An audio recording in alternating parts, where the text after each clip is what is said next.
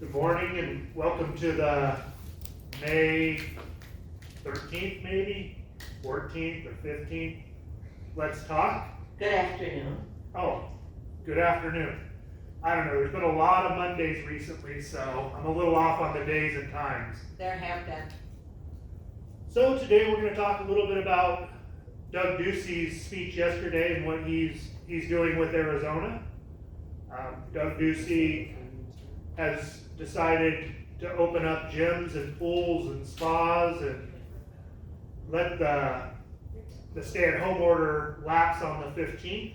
But he's going to be putting in another executive order that is a stay-at-home order for people over 65, people that have health risks.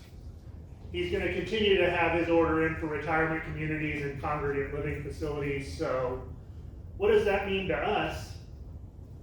It means we're going to continue down the path we've already been going down, which is we're going to open up a little slower than the rest of the state, the rest of the country. We're going to not just take risks, but as we do open places, put systems in place that we can really make sure that the risk we're taking isn't greater than what we were taking before. What we've been doing has been working, and we know what we've been doing can't be the new norm forever. So as we look at what is it we're going to do, I think in the communication that went out this morning, we talked about the swimming pool opening tomorrow. And I think that's a fantastic thing. Did you have something to say about the swimming pool, Mrs. Lindstrom? Oh, yes, I do.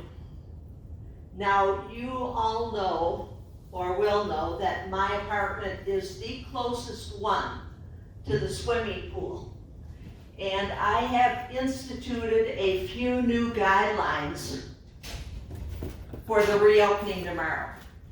First of all, no more skinny dipping.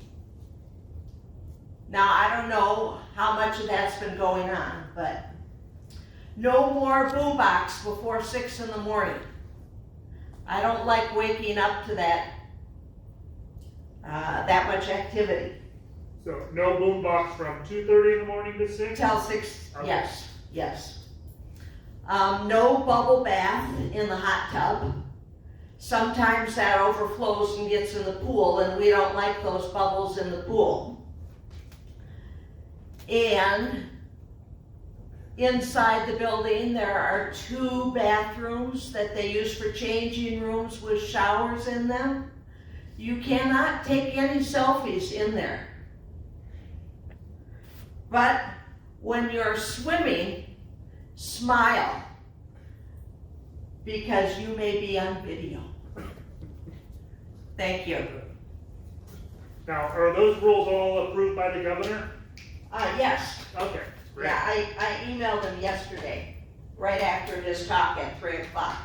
Fantastic. So the pool will be open as of tomorrow morning. The spa will be open as of tomorrow morning. There'll be some rules coming out. We need to continue to social distance. If we have 150 people hanging out by the pool tomorrow, we might have to close the pool back down until we get some security guards out there. But the pool will be open. Again, it is one of those things that we're happy to do. We think there's very little risk, but it's important that we keep our distance. Just continue to wash your hands and enjoy the pool. Make sure if you have a shaved head like I kind of do, put some suntan lotion on. It's hot out there. Ocotillo opening on Monday, and again, Ocotillo will have something out tomorrow on how that's going to work. We're going to be opening it on a limited basis. It's going to be reservation only. The directions on getting reservations will come out tomorrow. We have all the tables social distance as we did prior to closing down to takeout and delivery only. So we're going to have, again, limited space. I want to say we have a maximum of 32 people at any given time. Mike and his team are going to really enforce those rules so that when you're walking through there's going to be a blue tape line, I'm assuming it's blue, that you need to walk through so that you're not walking close to the other tables. We're going to ask you not to go up and say hi while somebody else is eating. Really, let's make sure that area is safe. And again, we know residents are staying on campus. The ones that are going off are on that 14-day self-isolation, but it still doesn't mean it's completely safe. And again, the social distancing, the space between tables, what that does is stop the spread if by chance we do get this virus on campus. So it's really important we follow those rules. Next week, we'll see the gym opening. Do you have any gym rules? I need to go back to Ocotillo opening. Okay, You can make reservations when they open up on Open Table, correct. Open table will be back in use. or call in the hostess. Yep, and I'm sure that the hostess number will be posted on their sign as well for those of you who want to call. Okay, We did ask them to make sure that if somebody can't get in on Monday, that they're first in line on Tuesday to get a reservation. I tend to think a lot of people and a lot of the messages I'm getting from residents is, take it slow, Tom. We're not ready to go back to normal, and I couldn't agree with that more. We're not ready to go back to normal. So I don't expect that we'll be over full going into Ocotillo. And the social distancing has to happen in the waiting area before you go in for your reservations too. So don't show up half hour or 15 minutes early for your reservation. Try to show up right on time so that we don't have people waiting in the hallways together as well. when is the gym reopening? Right now, our plan is to open the gym on Wednesday, so if nothing changes between now and Wednesday, we expect the gym will be back open, the exercise room will be open, but we won't be having people coming on campus to lead those sessions, and the same thing will apply. Social distancing, making sure we sanitize, making sure you're washing your hands, all of those same rules. So we can't have 20 people in the gym on Wednesday at the same time, so we're gonna have to space those out. On Monday, our maintenance guys will start putting some of those pieces of equipment back into place. Okay, well, as long as I know it's not opening until next Wednesday, I'll work on the rules between now and then, okay? Fantastic. The other thing we want to do with the gym is, as these things are opening, we're going to put some things in place and keeping some things in place that we already have. So we have some exercise classes now on Channel 22. I don't think those will ever go away. I think we're going to continue to have those exercise classes on Channel 22. For those people who want to do it in their home because they prefer to not be out in a group, for those people who may be on the self-isolation, or those people who just aren't ready yet to join the rest of the crowd. So we'll continue to have those exercise classes. Probably the first step, and it won't be next week, but the following week, we hope to be able to have a big screen TV in the exercise room so that you can join the exercise classes or the yoga classes with a virtual visit or a recorded visit from somebody who's leading those classes. Again, we're not ready to open up the campus and bring people from the outside in, just as we've been asking residents to not go to the outside when possible. You know what else you can do for exercise? You can go out and see the magnolia tree that is out planted in back of Wyrick.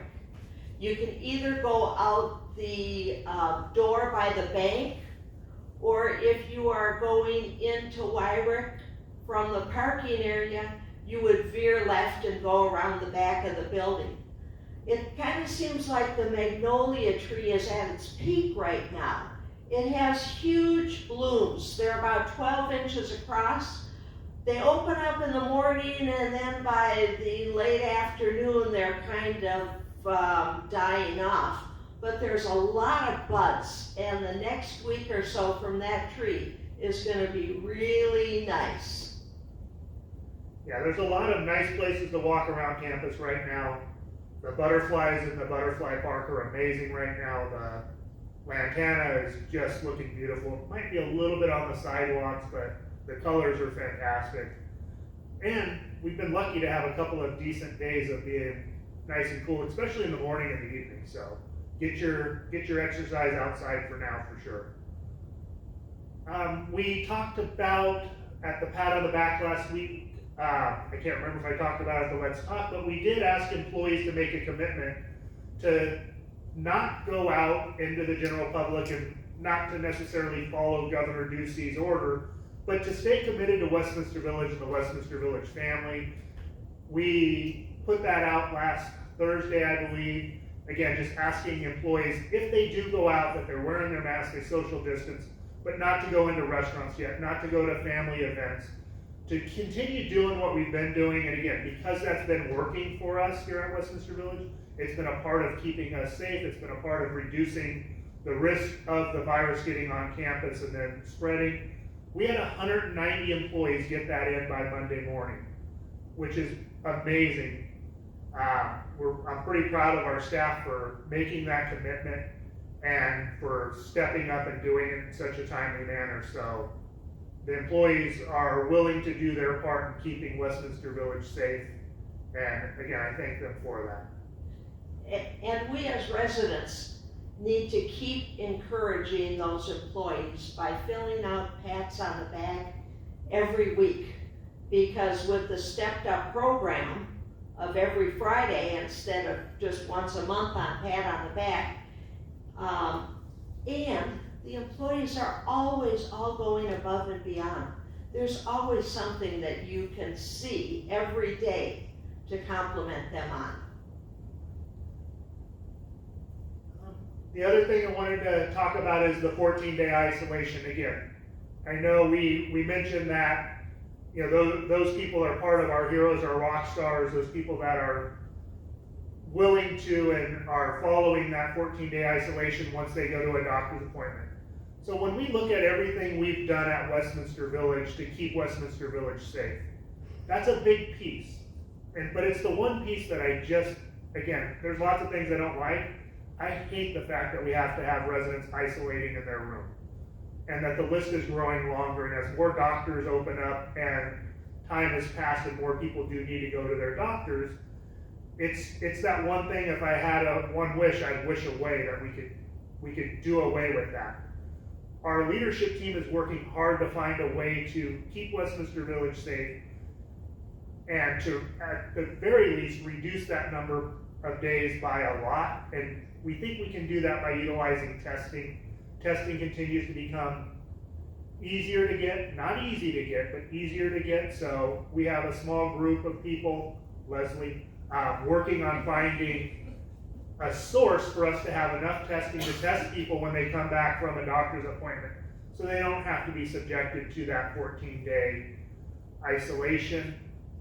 Again, we appreciate those who are doing it because they're part of keeping this campus safe, but it's something we want to be able to walk back and have everybody be a part of this campus, and not just in this together, but in your own apartment with your Disney shirt on, not together eating the same dinner, but to really together and being able to stop and say hi in the hallways and have that piece that makes Westminster Village back. My greatest fear with this virus is us losing that community, that culture that we've worked for 30 years to build. And those isolations take away from that culture every single day. So we're going to work hard to find a way to keep the campus safe and do away with that. And I've had residents ask, well, is that really a risk? And the answer is, it absolutely is. There is a campus in Glendale that is much like Westminster Village that did a lot of things right, but they had a resident go out for dialysis and come back with the coronavirus, and now they have more than 100 people who are infected with the virus. We don't want to be that facility. Nobody wants to be that person that brings it into campus. And again, we feel like we're getting close to being able to utilize testing and some other things to reduce that number without reducing the risk to the campus and the Westminster Village family. So our team is working hard on that. We hope sometime in the early next week, we'll be able to come back to residents and staff and say, here's one of the things we can do. Here's a barrier we can put in place, and then we can lift at least part of this barrier of the 14 days. I know that from the residents' perspective, we're happy that somebody else is setting the guidelines and that everybody is following them. We don't have to watch Governor Ducey because we know that you're in contact with the county and the state and the federal CDC, everybody. you take everything they said and you boil it down to what we need to do to keep our campus safe. Willing participants, all of us. Yeah, you make it sound really easy. It hasn't felt really easy the last 2 months doing that. But we have a great team putting that together, and we have some great outside resources. And, you know, watching Governor Ducey's talks, it's got to be as hard as watching my talks. So, you know, I think the fact that I have to watch him and you guys have to watch me, I think that's fair. Yeah, and he doesn't have a dog in his recording room that's behaving. It takes him a long time to get to what he's saying. That's all I have to say about Governor.